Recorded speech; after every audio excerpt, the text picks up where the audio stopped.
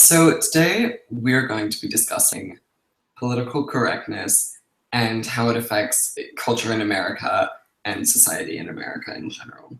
And my guest today is Emma Willis. She is a junior at Brown University majoring in ethnic studies. Welcome. Thank you so much. I'm excited to be here. Mm-hmm. So maybe to start off with, you would just give us a brief rundown of what ethnic studies is. It is basically the study of the history of racial formation and oppression in the U.S. So yeah, that's a very basic definition. I assume that in major like this, and also just as a college student in general, you've probably run into quite a bit of debate on the whole issue of political correctness. So start off with, how would you describe political correctness? What is it to you? And what have your experiences been like with it? Yeah, so for me, I actually don't really like the term politically correct or political correctness. And we actually learned in a class I took, I think last semester, in ethnic studies course, that, and I'm looking on Wikipedia now to verify when it came about, but it was in the 90s. It was started by a conservative author, like to kind of police and silence like efforts to try and like get people to be conscious of other people's identities and to like not further oppress and marginalize people. So I don't really like it because it's like tone policing and like shuts down just like the idea of, hey, don't be a jerk to everyone, you know? Mm-hmm. So it's ironic because it's so often rather, political correctness is this idea of like censorship, but the term political correctness was created to silence people voicing dissatisfaction in our social system. Exactly. Yeah, and I think that's a really good point. That's exactly what it is. So pretty telling there.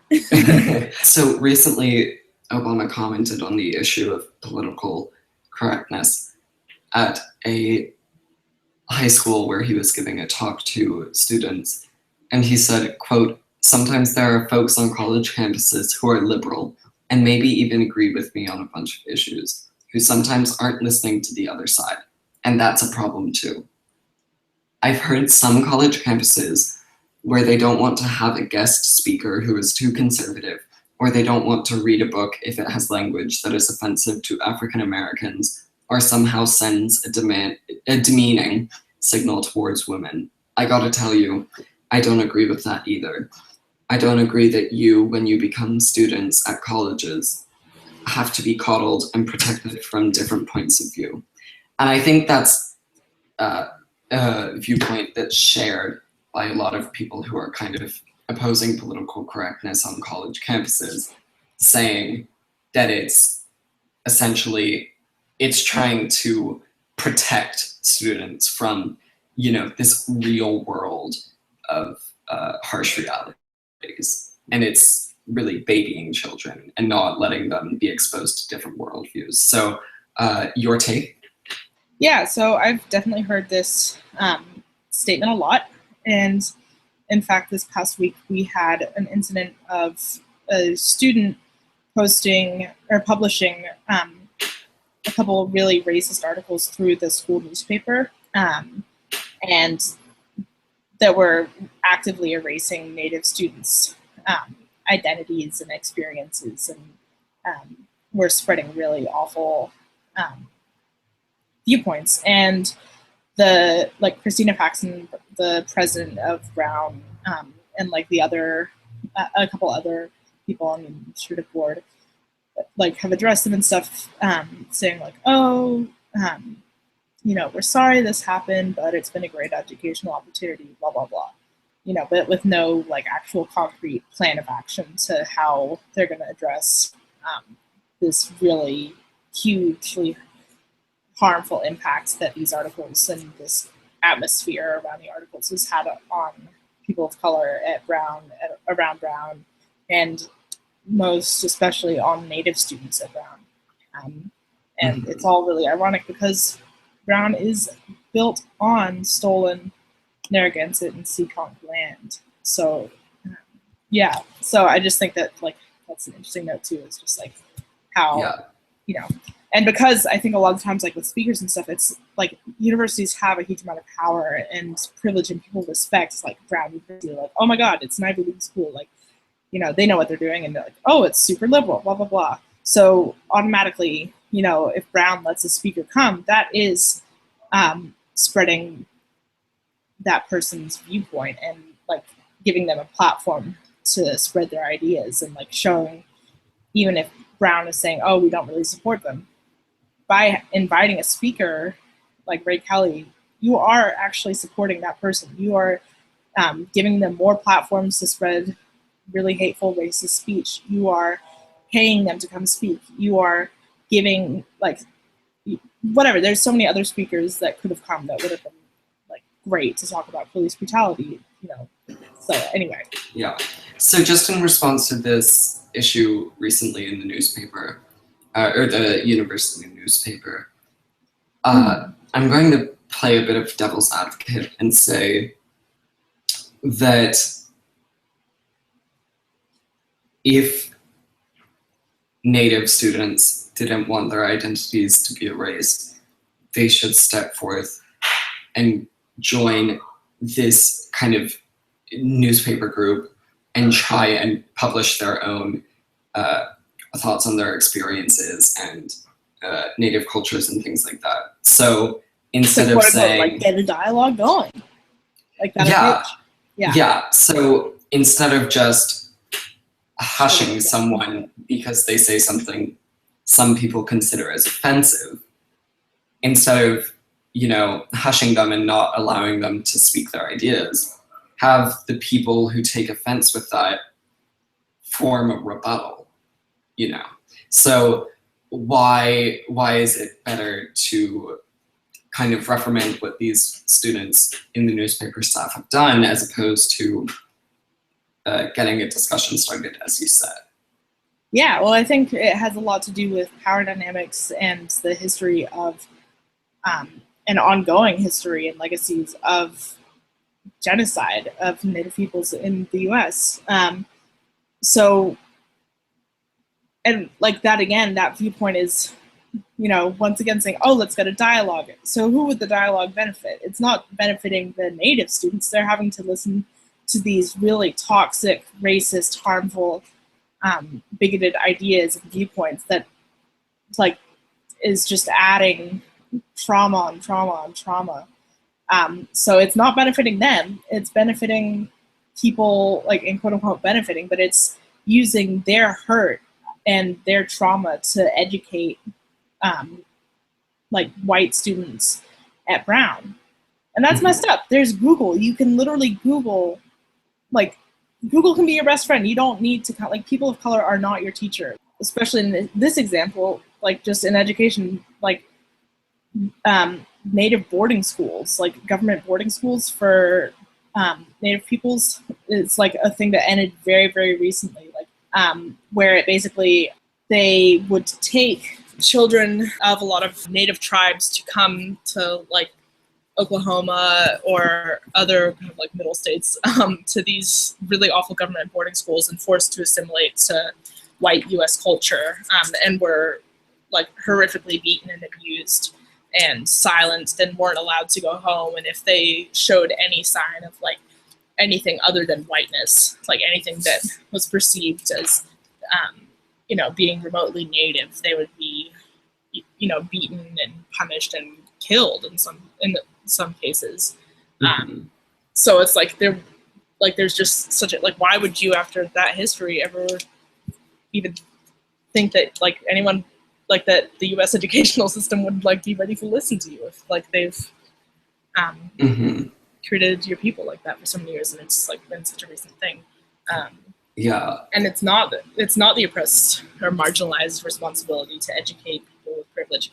People with privilege have privilege and power to look up this information. Much more privilege and power than marginalized identities. They have all the resources in the world to look up these histories and stories, and it's like you can do so on Google without further subjecting people who hold marginalized identities to further trauma.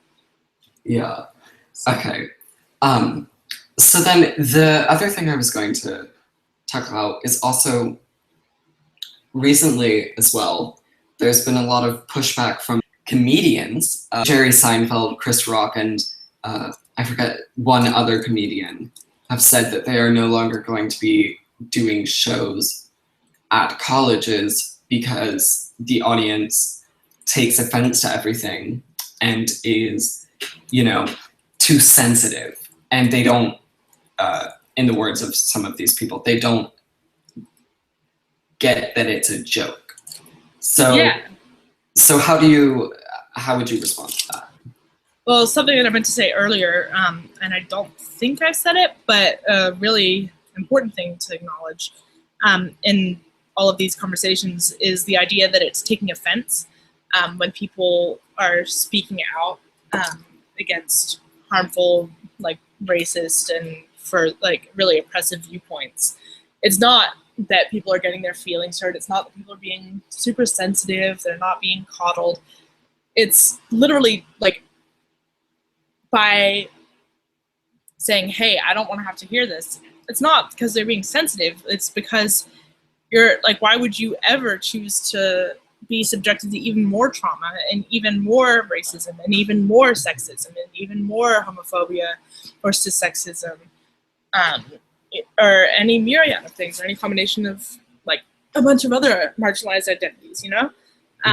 So I think it's really, you know, like when people are talking about like, oh, people are so sensitive, they're like, you know, they're too serious, people aren't getting that it's a joke. It's like, you have no right as someone who, like, if you're a person who holds like a privileged identity or many privileged identities and you're like talking in like relation to aspects of one of those identities, like you have no right as a person of privilege in that situation to tell someone who is actively being marginalized, oppressed, erased from the narrative, like how they should feel. That's messed up in itself. Like, so that's really messed up. That so it's taking a lot of this pushback and saying that it's people getting their feelings hurt, when in fact it's people speaking up and getting upset about the oppression. Getting upset is a passive phrase. It's people speaking up and bringing attention to the oppression that they've gone through. Yeah, and are still going through it. Exactly. Yeah. And I think that in calling it that, it like in this whole argument, and same with like using the term politically correct, like all of that to me is just for like tons of different ways of silencing and erasing when people do speak up. Because by saying, oh, you're being overly sensitive, you're immediately invalidating someone's viewpoint. You're immediately going, blah, blah, blah, I can't hear you.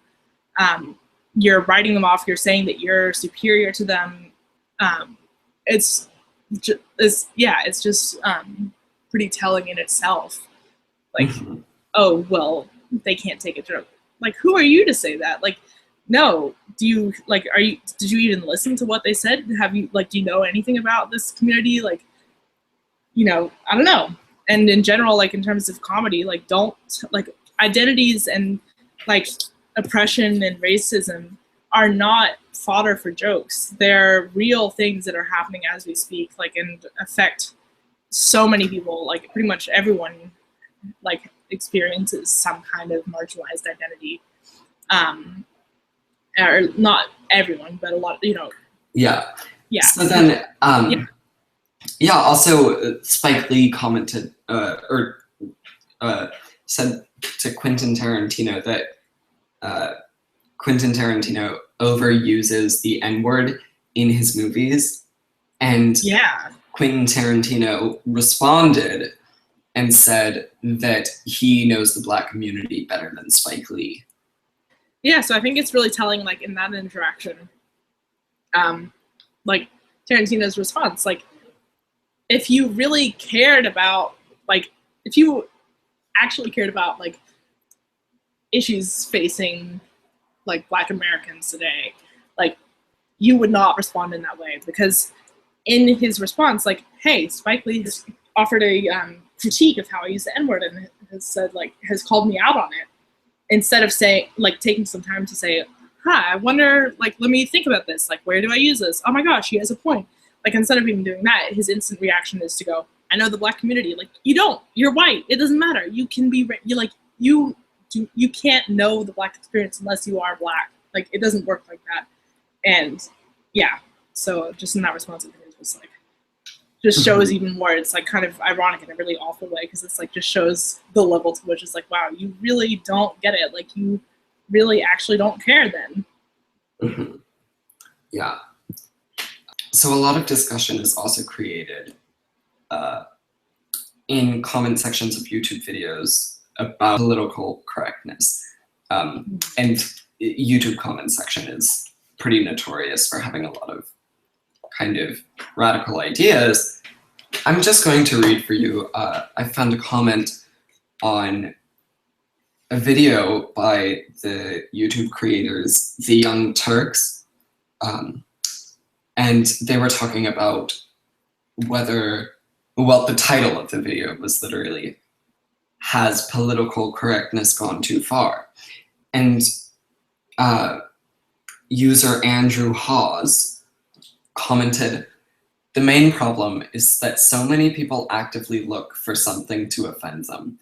People get pissed off hearing a certain word, regardless of the speaker's intent or the context in which it is used.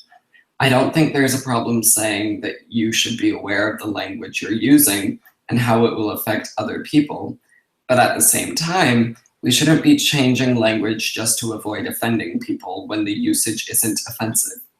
There's a big difference between using the N-word or F-word when you're quoting someone, discussing the cultural impact of words, perhaps using them in a joke for a certain effect to highlight an absurdity or bit of hypocrisy, as opposed to actually using those in a derogatory context. That discussions so often become derailed because someone decided to jump onto their I'm offended high horse is a problem. Words represent ideas, and the ideas they represent can differ greatly depending on the context in which the words are used, end quote. So just how would you respond to that? Okay, so yeah, that's a comment that I'm not surprised is on YouTube. And I've also heard people say really similar things to this. Mostly white people, mostly white guys. So I think it's like something important to note is a lot of times in like discussions around this, like when being called out, like when someone is saying, hey, like, wait a minute, this thing that you did said, like, or like the way you reacted to something is messed up because XYZ. Instead of like taking a second to reflect and say, maybe this person has a point. Like, I think the reaction is so quickly to just say like, well, I can't be like XYZ, like, or, oh, you're just like, you're censoring me. I have the right to free speech, like blah, blah, blah. And it's like, even though this commenter is saying they supposedly understand it, like that words have consequences, they, like through their comment, it sounds like they don't actually get that you can, like why would you choose, like I don't get why you would ever choose to continue to say something that you know, like, is continuing oppression, in favor, like you would rather keep saying something like that after being called out rather than recognizing, hey, I messed up. So just going back to a specific line in this comment, discussions so often become derailed because someone decided to jump up onto their I'm offended high horse is a problem. So this, and I think this also relates back to a lot of different terms, not only political correctness, but also the idea of the black card. Like, as soon as you, quote unquote, play the black card, discussion is ended. And so it's saying that, and you know, I don't know this person's mindset, so I'm not entirely sure if this is what they're saying, but that when people are able to just say, that offends me, and end discussion, that is unfair, because it's not allowing other people to, you know, discuss this. Yeah. So well, you know what else is unfair? Slavery. You know what else is unfair? Racism. You know what else is unfair? Like literally most of the stuff the United States has ever done. So yeah, I think it's just like, wow. Oh, go ahead. So to quote another thing that was in the media a lot surrounding Ferguson and the Mike Brown incident, are you saying we should fight fire with fire?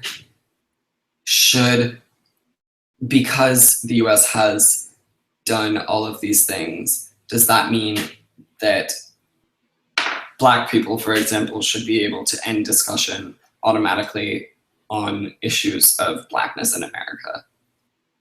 I think that no one can police what Black people are saying except for themselves. Like, white people, y'all lost that privilege like a bajillion years ago. So it just, yeah, I think it's like there's like, yeah.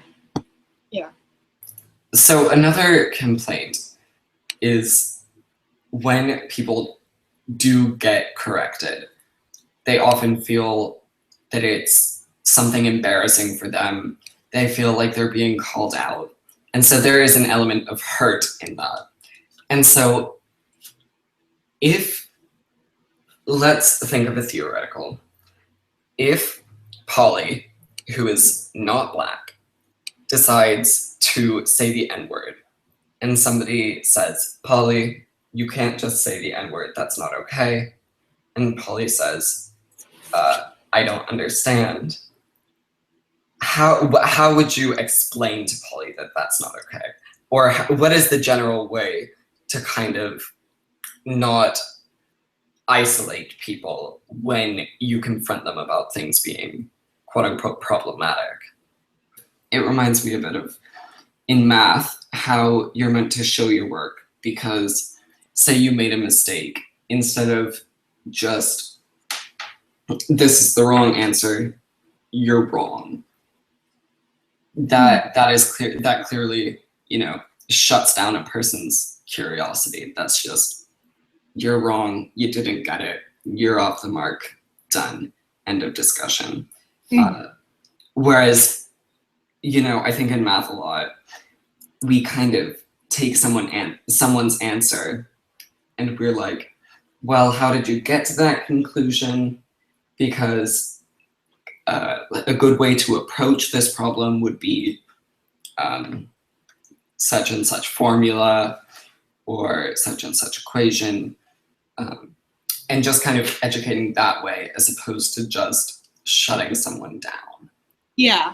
So I think an important thing about this is like, it comes back to the very important thing that a lot of white Americans can't get into their heads of, hey, people of color are not here to educate you. Are you paying them, and are they doing it of their own accord? Great, pay them to do so. Like, but it's not like marginalized folks' jobs to educate people when they misstep. Like, hey, if this, you know, the person is feeling in a place where they feel comfortable and they feel like it would be a positive thing for them to call this person out, and they feel safe doing so, like, great.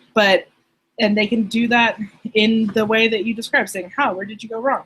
But it's not their responsibility to correct or call out messed up things that privileged people say, you know? So I think more the issue is like less about how people call other people out for saying messed up and problematic and racist and oppressive things, and more about the responsibility of when you get called out, what do you do?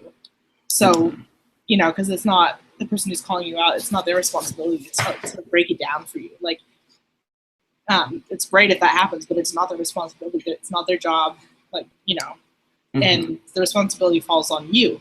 So I think a better thing to think about is like how to deal with it if you do get called out. And I think, you know, it's really important to, instead of having the knee-jerk reaction that I think a lot of white people have, like, going with this because I feel like I always see white people doing this, of like saying, of getting really like it's like calling someone calling a white person racist, like in 2015 is like the worst thing you could say to a white person. Like they will instantly get so, they will like, you know, instantly they get so mad and they can't believe that, you know, it's just, it's like the worst thing you can call a white person.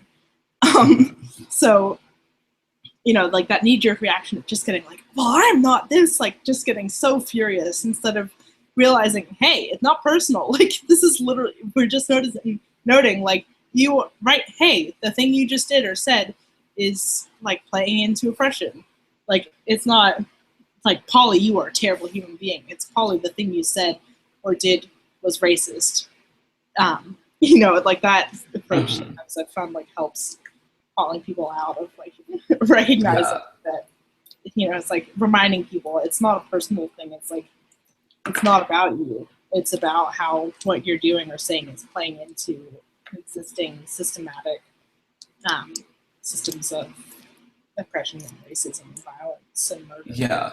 So then another question, and then we might have to end off, is, so you said that it is not the oppressed group's responsibility to educate oppressors. Whose responsibility is it? The oppressors. So I think the first step is like recognizing privilege. For example, say that you're a white person in America. Like that might look like saying, like going through the whole like, oh my gosh, I'm a white person. Oh my gosh, this means that I probably like, you know, have like off the bat have a huge amount of economic advantage over people of color because the U.S. is set up to give money from land ownership. So pretty much guarantees that white people are going to have all the wealth.